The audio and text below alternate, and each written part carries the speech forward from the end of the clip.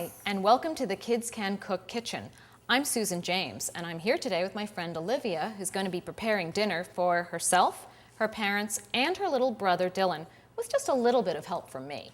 So Olivia, what's on tonight's menu? We are going to be having my brother's favorite, chicken roll-ups. They're really easy and fun to make, and they taste good too. We're going to be serving them with a red and green salad. But first, let's get to dessert. Chocolate sour cake, because I want to get that baked and cooled. Wow, that sounds wonderful, but it also sounds a little bit ambitious. Do you really think that these are recipes that kids can do easily themselves? Sure, the cake is all mixed in one bowl. The salad's just a few ingredients tossed together. Chicken roll-ups don't even need any cutting. Wow, can't wait to get started, but first things first.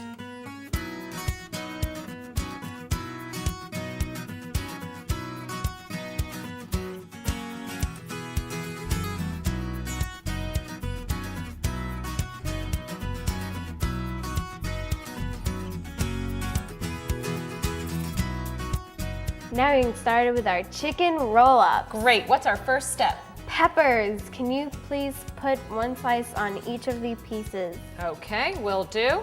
They're a little bit wet, so maybe I should pat them dry first. What do you think? Will that help? Probably a good idea. Okay. Yeah. I'm going to take this string cheese and I'm going to break it in half because it is a little big, and so this way it will fit nice. Great, great. Then once we have all the cheese down and peppers down, then what do we do? Then we're going to roll them up. Okay. And once they're rolled, how do we hold them all together? With a toothpick. Oh, good idea.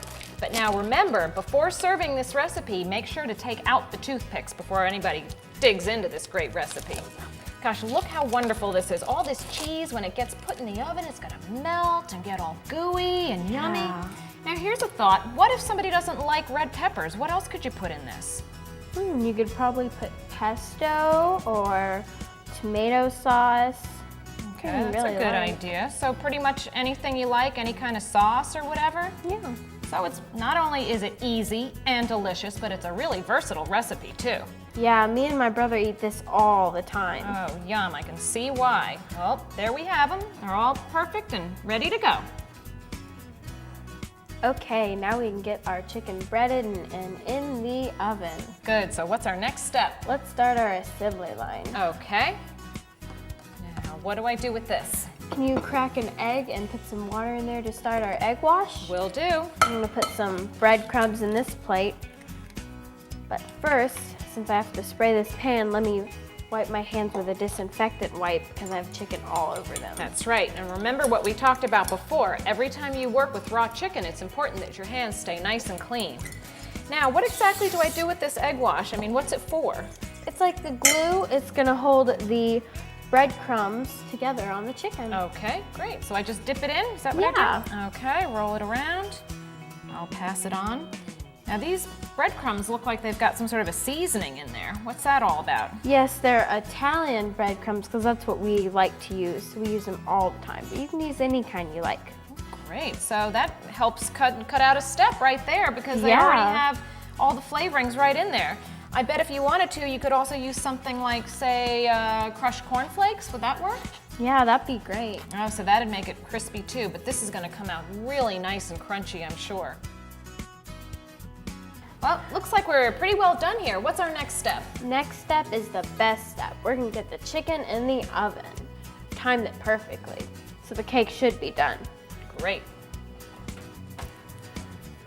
Wow, that basil smells great. Sure does. Well, let me get this stuff out of the way so we can start our salad recipe. Let me wipe the table down because it's covering chicken. Okay, now what do you need out of the fridge? Nothing. My mom likes to keep the tomatoes out on the counter so they get ripe. Have the basil right here, the olive oil, black olives, and salt. Great, well let me start by opening up this can of pre-sliced black olives. I'll drain them, and meanwhile you cut those tomatoes. And speaking of tomatoes, check out what I learned about them at Stu Leonard's yesterday. So Megan, are you the produce manager? I am, Susan. Welcome to Stu Leonard's. Hi, Nice thanks to so meet much. you. Well, you know, today I have a little recipe that we're putting together for a tomato salad. And I see you've got all these magnificent tomatoes here. What do you suggest would be the best tomato for me to use for a salad? Well, that's the first question people have, is there's so many different varieties of tomatoes. So we ask what you're going to make with them, how you're going to use them. So for a salad, I would recommend these cherry tomatoes. They're cherry tomatoes on the vine. You see there.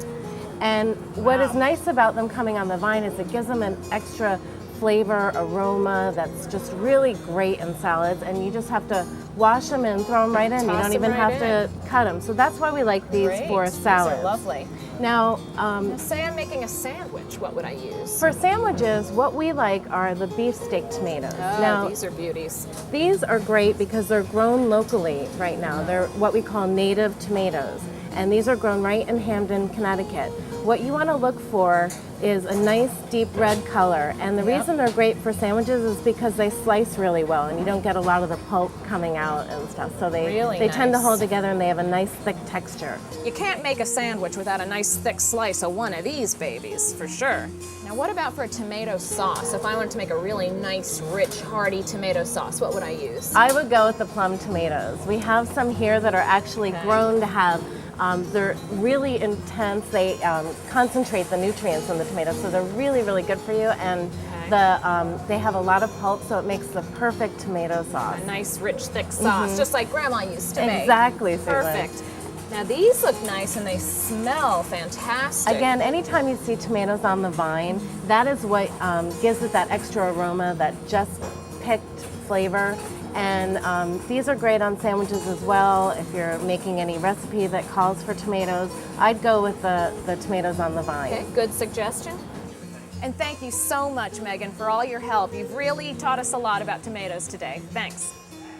Wow, that was really amazing. Boy, this chicken sure smells great.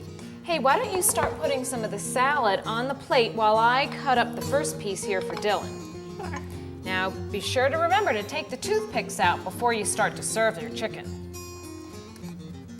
Cut this up. Oh, that's beautiful. Look at all that great cheese and the yummy peppers. It really does look good. This is great. Can't wait to dig in. Thank you so much for being here on Kids Can Cook. Yeah, we make this all the time. It's so much fun. Glad I could share it with you. Thanks, and we'll see you next time on Kids Can Cook.